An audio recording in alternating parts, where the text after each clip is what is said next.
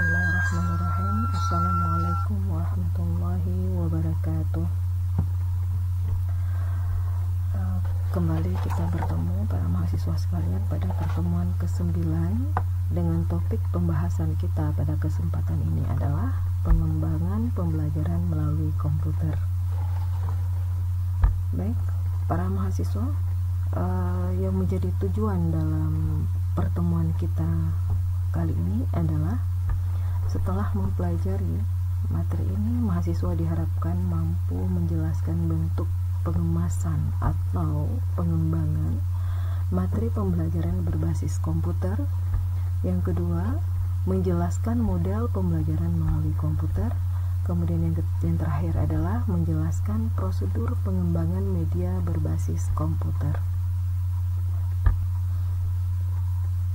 Nah, di dalam pengembangan media pembelajaran berbasis komputer ada beberapa istilah yang sering digunakan. Yang pertama adalah computer based instruction atau CBI, atau disingkat juga dengan KBI, ya.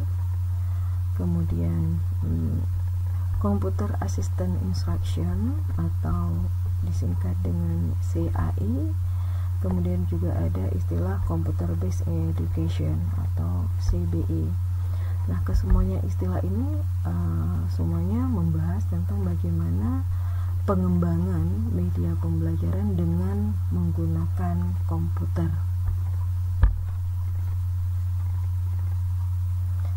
Nah, selanjutnya pengembangan materi pembelajaran melalui komputer itu ada 3 aspek atau 3 model, ya. Pengembangannya itu ada 3 model. Yang pertama adalah pengemasan sebagai suplemen tambahan. Yang kedua adalah pengemasan atau pengembangan materi pembelajaran itu sebagai komplemen atau pelengkap. Kemudian yang terakhir adalah pengembangan materi pembelajaran melalui komputer itu sebagai substitusi atau pengganti. Nah, pengemasan pembelajaran atau pengembangan pembelajaran sebagai suplemen atau juga disebut dengan tambahan, yaitu materi pembelajaran yang disajikan melalui komputer itu berfungsi untuk menambah wawasan serta pengetahuan para siswa tentang materi atau topik tertentu. Nah, di sini materi yang dikembangkan itu adalah sebagai pengayaan untuk siswa supaya pengetahuan dan wawasannya semakin luas, dan ini bukan merupakan suatu keharusan untuk siswa dalam mempelajari materi yang sifatnya suplemen. Nah, yang kedua adalah komplemen, yaitu pengembangan pembelajaran yang berfungsi sebagai pelengkap atau diartikan sebagai yang tidak bisa dipisahkan dari materi intinya. Nah, di sini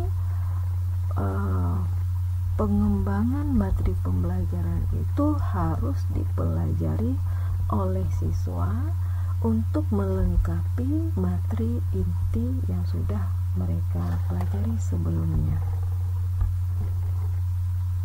Nah, kemudian yang terakhir adalah pengembangan sebagai substitusi atau pengganti. Nah, pengemasan materi pembelajaran dalam komputer di sini untuk disajikan pembelajarannya bersifat mandiri, ya. Jadi materi ini bisa dipelajari kapan saja, di mana saja oleh siswa. Nah, biasanya dikemas dalam bentuk CD. Nah, para mahasiswa sekalian, dalam kita menentukan model pengembangan media pembelajaran berbasis komputer ini, apakah kita akan menggunakan model suplemen atau komplemen atau substitusi, ada beberapa faktor yang perlu kita pertimbangkan dalam menentukan model apa yang akan kita kembangkan. Yang pertama adalah faktor tujuan yang hendak kita capai. Nah, faktor tujuan merupakan salah satu hal yang sangat urgen di dalam kegiatan pembelajaran, karena tujuan itu merupakan sasaran yang diinginkan dalam suatu kegiatan. Nah, hal ini di dalam merencanakan model pengembangannya, maka kita harus menentukan dulu tujuan apa yang akan kita capai. Nah, setelah itu baru kita bisa menentukan model pengembangan yang mana yang akan kita gunakan di dalam mengembangkan media pembelajaran menggunakan komputer. Kemudian yang kedua, faktor karakteristik materi pembelajaran. Nah, ini juga merupakan salah satu faktor yang perlu dipertimbangkan di dalam menentukan model pengembangan materi pembelajaran. Kenapa? Materi pembelajaran itu mempunyai karakteristik yang berbeda-beda antara satu materi dengan materi yang lain. Ada materi yang bersifatnya fakta, ada materi yang bersifat prinsip, ada materi yang bersifat prosedural. Nah, ini perlu dipertimbangkan supaya di dalam pengemasan model pengembangan media berbasis komputer ini bisa ditentukan model apa yang akan kita gunakan. Nah, kemudian faktor psikologis dan taraf perkembangan siswa. Nah, ini juga sangat penting dipertimbangkan dalam pengemasan bahan pembelajaran karena sangat urgen di dalam pemahaman siswa dalam suatu materi pembelajaran. Nah, karakteristik siswa antara siswa yang berada di tingkat sekolah dasar dan sekolah menengah atas ini sangat jauh perbedaan perkembangan psikologisnya. Maka ini sangat perlu dipertimbangkan model yang sesuai untuk dikembangkan dalam menggunakan media berbasis komputer.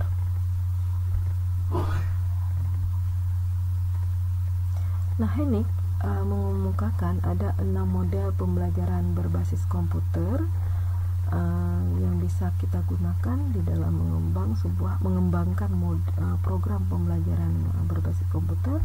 Yang pertama adalah praktik dan latihan atau drill and practice, kemudian tutorial model kedua, kemudian model ketiga adalah permainan atau game, model yang keempat adalah simulasi atau simulation, kemudian yang kelima adalah penemuan atau discovery, yang terakhir adalah pemecahan masalah. Nah, ke-6 model ini kita bisa memanfaatkan pengembangan pembelajaran yang mana yang akan kita gunakan di dalam kegiatan pengembangan model pembelajaran berbasis komputer. Nah, di sini akan coba kita bahas satu persatu model program pengembangan yang dikemukakan oleh Hennig. Yang pertama adalah program praktik dan latihan. Program komputer berbentuk drill dan practice adalah program komputer yang digunakan untuk melatih keterampilan siswa dalam menjawab soal-soal latihan tertentu dalam berbagai jenis materi pembelajaran. Nah, model ini dikembangkan yang tujuannya adalah supaya siswa itu dicoba bagaimana atau sejauh mana pemahaman terhadap suatu materi, sehingga dibuatlah soal-soal latihan yang membantu memperjelas kemampuan siswa di dalam memahami suatu materi pembelajaran. Kemudian model tutorial yaitu model program pembelajaran yang menyajikan terlebih dahulu materi pembelajaran sebelum siswa menjawab soal yang disajikan. Nah, di dalam model tutorial ini biasanya materi yang disampaikan ini adalah materi yang sifatnya lebih kepada materi yang luas ya, berupa konsep. Nah, untuk memperjelas kemampuan siswa terhadap materi pembelajaran itu, maka didampingi dengan soal-soal yang harus dijawab oleh siswa. Nah, kemudian program permainan atau disebut juga dengan games ya, program pembelajaran yang bentuk permainan ini merupakan pembelajaran untuk mencari dan menemukan jawaban sendiri melalui prosedur dan langkah-langkah serta aturan permainan yang harus diikuti selama pembelajaran berlangsung. Nah, permainan game ini bagaimana seorang programmer itu mendesain sebuah permainan yang di dalamnya menantang para siswa di dalam menemukan cara atau menemukan suatu solusi dalam menyelesaikan suatu persoalan dalam pembelajaran. Nah, kemudian program simulasi.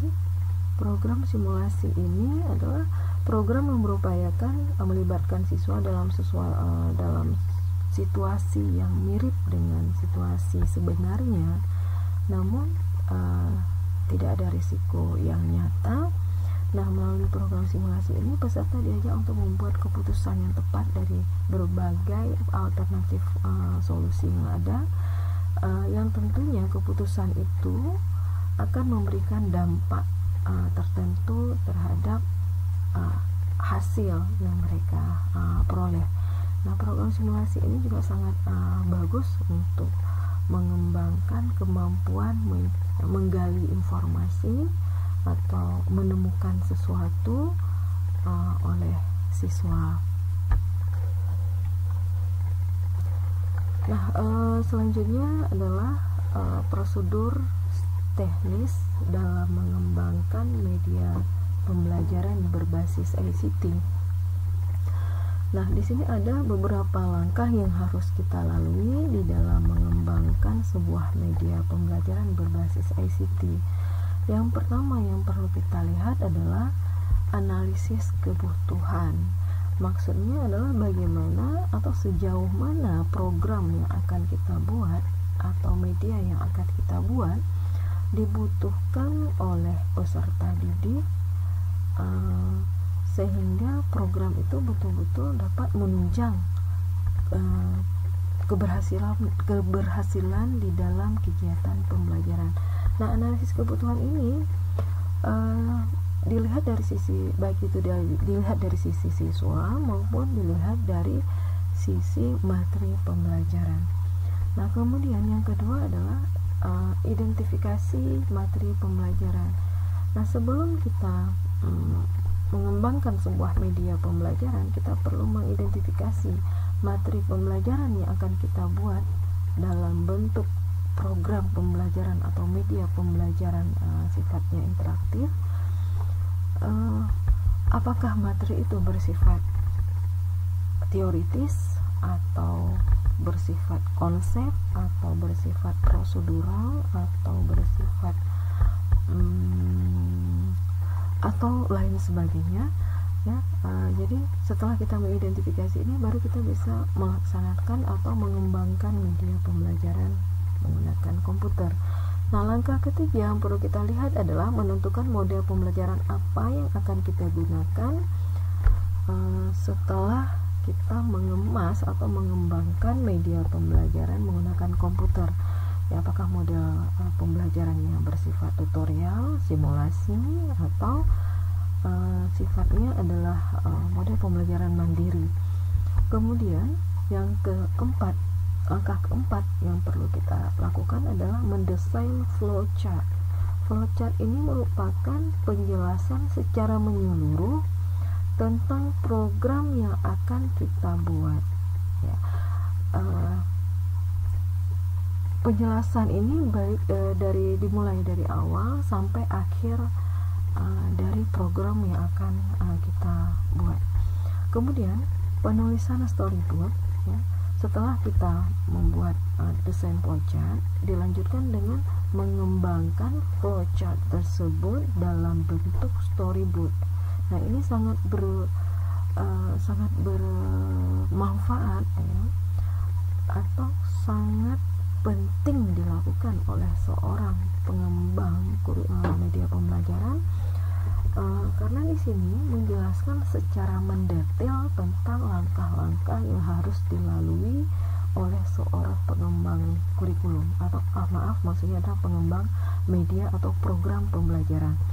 Nah, setelah menulis storyboard, dilanjutkan dengan mengumpulkan bahan grafis yang fungsinya adalah memperjelas informasi yang akan kita sampaikan di dalam program pembelajaran.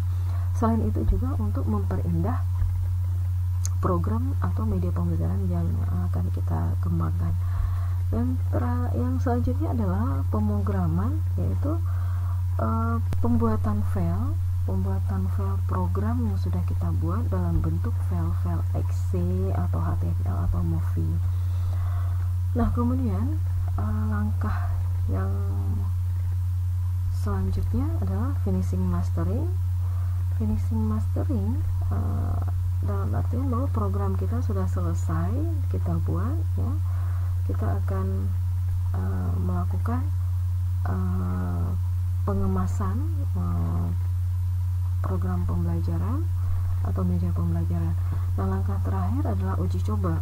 Uji coba dari materi pembelajaran ini akan dilakukan untuk melihat apakah teks atau suara dari program tersebut sudah jelas atau ada yang harus diperbaiki selanjutnya, dan berbagai hal lain yang bisa kita lihat dari program yang sudah kita kembangkan.